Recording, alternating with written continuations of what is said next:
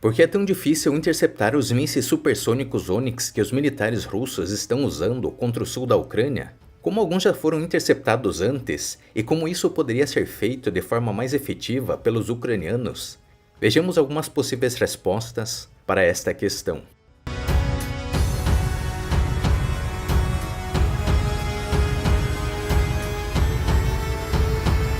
Os militares russos começaram a usar mais ativamente mísseis antinavio P-800 Onyx contra alvos no sul da Ucrânia, sendo que estes incluem desde instalações portuárias até mesmo pontes atingidas durante o dia. Estes mísseis são mísseis antinavio lançados de complexos de mísseis costeiros Bastion e têm uma velocidade de cerca de Mach 2, ou 2.448 km/h e uma ogiva de 200 kg. O próprio voo do míssil segue uma trajetória combinada, quando após o lançamento do míssil, este voa a uma altura considerável, de entre 14 a 15 km, e ao se aproximar do alvo, desce para algo entre 5 a 7 metros da superfície. Nessa trajetória, o alcance do míssil é de até 300 km, e ao lançar em uma trajetória de baixa altitude, o alcance diminui para 120 km. Esses parâmetros são especificados para a versão padrão do míssil, enquanto o Onyx-M, atualizado, tem um alcance máximo declarado de 800 km, embora existam dúvidas sobre sua produção em massa. No caso da versão básica do míssil, a altura de voo na seção de marcha pode ser muito inferior a 1,5 km, porque a distância mínima da Crimeia a Odessa é de cerca de 190 km. A orientação do míssil na seção final é realizada com a ajuda de uma cabeça de radar homing, mas existe a possibilidade de atingir um alvo estacionário de acordo com as coordenadas predefinidas. Ao mesmo tempo, para a cabeça do radar de um míssil antinavio, alguns mísseis costeiros têm contraste de rádio suficiente para serem capturados como tanques de combustível ou estruturas portuárias. E, em geral, o Onyx é um míssil antinavio bastante clássico, que usa um avanço de baixa altitude frente às defesas aéreas inimigas, mas tem uma alta velocidade supersônica que o separa dos outros.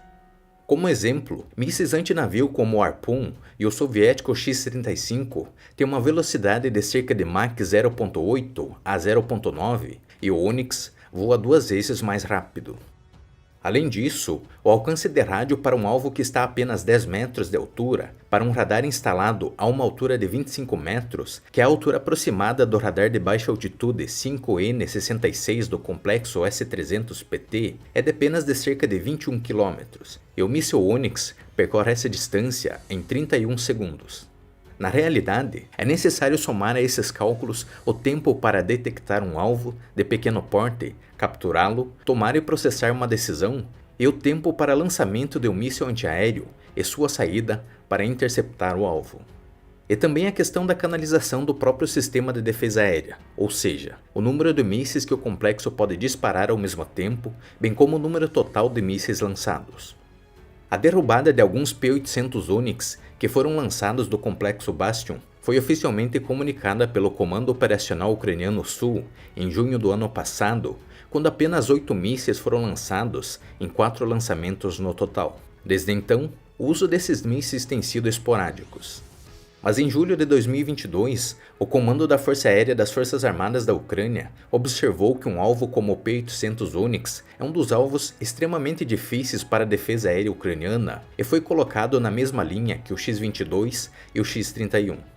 Neste sentido, em agosto de 2022, foi relatado que mísseis como o X-22, X-31 e Onyx e mísseis de complexos tático-operacionais Iskander não podiam ser interceptados com eficiência pelos meios ucranianos de então.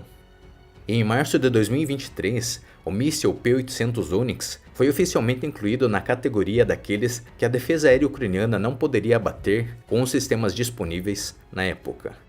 Ao mesmo tempo, foi esclarecido que os sistemas de defesa aérea Patriot PAC-3 SAMP-T são necessários para sua destruição efetiva.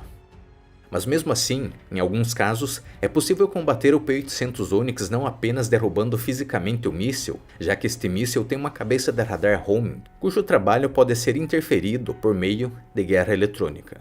É por isso que alguns desses mísseis não atingem seus alvos, E isso é feito ativamente, de acordo com declarações do Comando da Força Aérea das Forças Armadas da Ucrânia, feitas pelo porta-voz Yuri Ignat.